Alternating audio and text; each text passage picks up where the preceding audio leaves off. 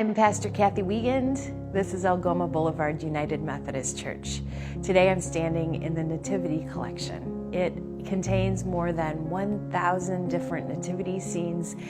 They were collected and given to the church by a church member, Mildred Turner.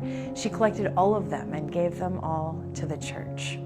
This is one of the largest single collections in the world, and we open it up so that people can come in and see it. These nativity sets range in size from full size, over 5 feet tall, to smaller than the size of your thumb. They come from many places in the world and reflect many different cultures. They're made of all kinds of different materials, wood and metals. We have one made out of marshmallows. Every time I come down here, I find one that I hadn't noticed before. It's amazing how many ways we can tell the story of Jesus' birth. Together as a congregation, we have been praying Mark 12:30, where Jesus calls us to love God and to love our neighbors.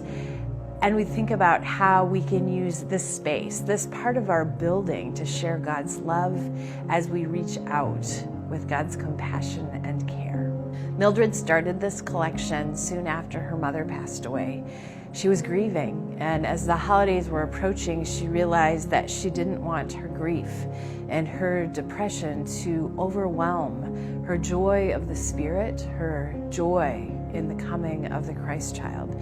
And so she intentionally began to collect them as a way to counteract that depression and to live with that grief, to find some joy in her life as she moved ahead. It's something we can think about today as we consider these nativities, and it's something we can think about especially in this season. It's a season that's filled with lights and joy and the good news. It's filled with kind of a forced merriment.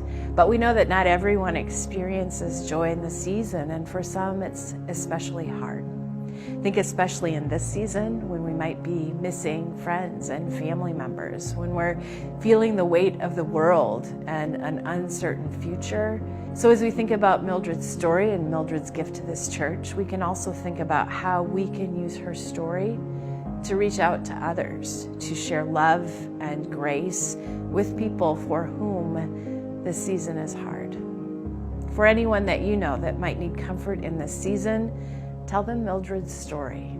After our church building is open up again, invite them to come and see this place and to see the joy that she found in sharing the good news of the birth of the Christ child.